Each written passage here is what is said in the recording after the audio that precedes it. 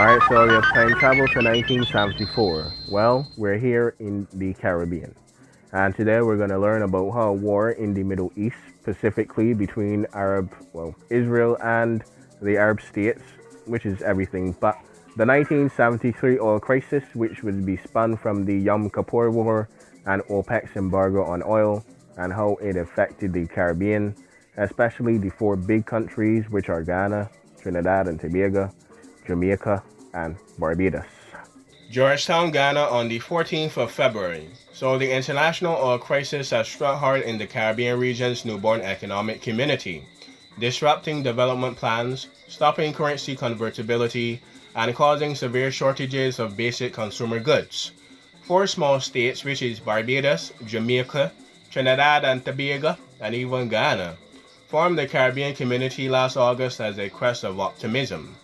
They are scheduled to be joined by at least 7 other tiny states next May. The other 7 expected to join the Caribbean community on the 1st of May are Belize, Dominica, Grenada, Montserrat, St. Kitts, Nevis, and Anguilla, St. Lucia, and St. Vincent and the Grenadines. Antigua has indicated that she will remain on the outside for now though. But the current oil shortage and the accompanying of the spiral fuel prices have damaged even Trinidad and Tobago, the twin island state that produces and refines their own oil and has at $1,000 the 4th highest per capita income in the Western Hemisphere. Nowhere are the effects of the oil crisis more evident than in Ghana, a sparsely populated nation the size of Idaho, population 713,000, on the northwest coast of South America, lodged between Dutch Ghana, which would probably become Suriname, and French Ghana, which would probably never break away from France. It has eaten drastically into our foreign currency reserves, said Mr. Winston King, the 44-year-old Minister of Economic Development, in an interview. He went on to say that the added cost of fuel and oil related prices would rise and would have a total effect of well over $1 million. Guyana and Jamaica, equally affected by the higher fuel costs that have driven the price of gasoline up by $1 a gallon, closed their foreign currency exchanges 2 weeks ago, ending convertibility even with their Caribbean community partners, Barbados and Trinidad and Tobago. Now, as yet there's no fuel shortage because of the Trinidad's government under Prime Minister Eric Williams. He had vowed to uphold the delivery schedule to the Caribbean sister states in the interest of solidarity. Now, but Mr. Williams said last month he could not go further by according special rates to Trinidad Oil to suffering partners because it is simply unworkable in the oil market to have a two-tier pricing system. Ghana's problems have been compounded by last year's severe drought and even flood sequence, which had ruined the vital sugar in the drought and the rice crops in the flood. The rice shortfall in turn affected Trinidad and Tobago, which have experienced a supply, which had expected to supply her population of 1 million with Guyanese rice. The situation is now so bad in Ghana that Prime Minister Forbes Burnham have felt compelled to extend national import bans to even such diet supplements and staples such as potatoes, and there's talks of actually extending the controls to milk. The population is in an ugly mood, a longtime Georgetown resident remarks, adding the downtown mugging, locally known as choke and rob, seems to have become an accepted part of Georgetown life, and even Kingston, Bridgetown, and Port of Spain.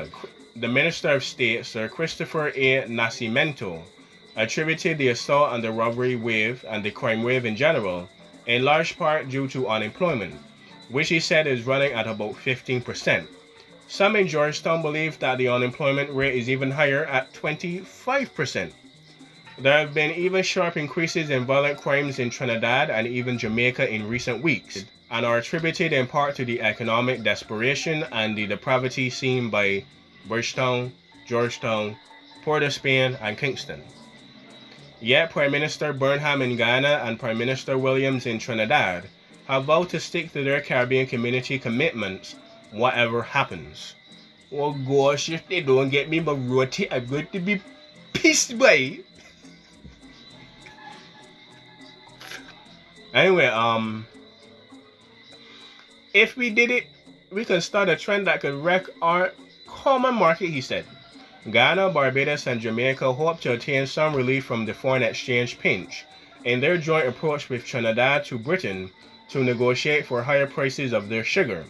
Negotiations are going on in London right now to raise the British payment well above the current £61 or $138.74 a ton, and towards the United States price of about £110 or $249.70 a ton. Mr. King says that the government was seeking monetary assistance in various quarters, including the Arab oil-producing nations of Iraq, Syria, Lebanon, all those big players that are fighting Israel right now. Right now in 1974. Right now in 1974 in the Yom Kippur War.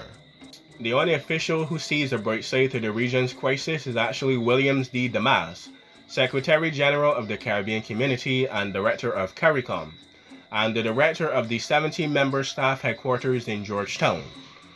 The crisis will not weaken CARICOM, he said in an interview, but will strengthen it because we will turn more to each other and close ranks. It is extremely severe. It is an extremely severe crisis, but it is also an opportunity to get seriously with things we need, like greater agricultural production. Mr. Damascus, which is the 44-year-old Trinidadian, notes that in addition to having a large disparity in per capita income, the Caribbean community tends to produce things that they don't really buy from each other. None of the other Caribbean community members, for right now, but they don't buy Grenada's plentiful bauxite, for example. They don't buy Barbados's Mauby bark or sugar. All four produce sugar, coincidentally. They don't get Jamaica's iffy sticky icky, and they don't get Port of Spain's doubles, right? So it's like, wait, what are you going to get? What are you going to buy? Because I went down to the market yesterday with my donkey cart, and I did not see anything that was for sale. When I went down to the donkey cart, I did not see anything. That is a reference, but what is needed foremost is greater self-reliance in food production. Instead of importing even fruit and vegetable to these lush tropic lands, and that means breaking the 400-year-old tradition created by colonialism, he said. Santana anyway. Yo, I can make a little puppet show with that, yo. Yo, that's so tight, yeah. Anyway, guys, I really relaxed myself this time. We're having a good time. We're having a pretty good time. So anyway, I hope you enjoyed. I hope you learned something about this not really seen region all the time, but I really do hope that you could actually learn a little something and really pick up a little something from me. So anyway, I'm going to blast off right now, but I hope you all had a good time. I hope you all really enjoyed yourself really good. And I really hope that next time you could teach me and probably teach me something else about your part of the world. But this is my part of the world. So anyway, if you excuse me, yo, you see that man named Mr. Jones? Man come here to Georgetown and build a little community and thing. That's real good, yeah? Mr. who? Mr. Jones. What's your name now? I think my name is Jim Jones or something, so? Yeah, my name Jim Jones and thing, yeah? I went to Lincoln to buy a little 2 meal and thing, though. Who's it? Mr. Jim Jones, you deaf? Mr. Oh gosh, I go on, boy. I go on. I gotta get right here, boy, Mr. Jones. Psh. Silly, wibbly wobbly time effect. Psh. Yo, what going on there, boy? But you're in the middle of the road. You is in the middle of the road. Where is? You ain't Bridgetown. Now get out of the middle of the road. Before I get my cutlass and look, if the police was to hear me right now, they would throw me in Dodge thing. The magistrate court would be like, yo, who are he, boy? Who are he? But I ain't really doing nothing like this, sir. So please get out of the way. Get out of the way. Yo, that's Mr. Arabao, yeah? Okay. Anyway. Oh, you mean that's Mr. Arabao? The man was here yesterday. You think he wasn't dead in in office or saying? Funny you would say that. Anyway, I out there. It's nice meeting you. Yo, I probably look. I'm going down to Laura Greens and see what's going on though. Miss Prince Alice Terminal and see what's going on. Yo, for real. Could probably be my part of my family. Anyway.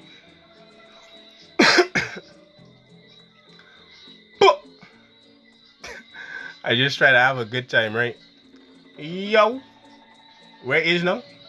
Yeah, boss, you in Jamaica, though? You looking very iffy? I cannot understand, Big Mac. Look, when I tell one, no, I don't sound Jamaican. Yeah, man, Rusty Irie. Look, this man come from somewhere. I don't even know where he come from, to be honest with you. But you come from the mountains, big man. I ain't seen a mountain chicken or not still on your door. What you doing? You got the ting. I got the icky sticky. Nah, I don't got the icky sticky, sir. I mean, I got the icky sticky. What you here for? I'm laughing, big man. Look. Understand this. I know Mr. Tubbs. Wait, you mean King Tubbs? Wait, what you calling my King Tubbs for? Oh yeah. Anyway, Mr. Tubbs gonna come and dance hall battle you, are ya? You think you could come on the main turf and just start doing ting? Impossible! Oh gosh. So anyway, we import to Spain and we telling about the way. Yo, I remember there was a revolution, well, the Black Liberation Revolution in Port of Spain, but anyway, guys, I'm pretty much going to leave you now. This has been fun. I don't really got anything to say about Trinidad. My Trini accent real bad and ding though, so I just out here. But there was a Black Revolution. There was gonna be something about that. Anyway, I learned something. See you later.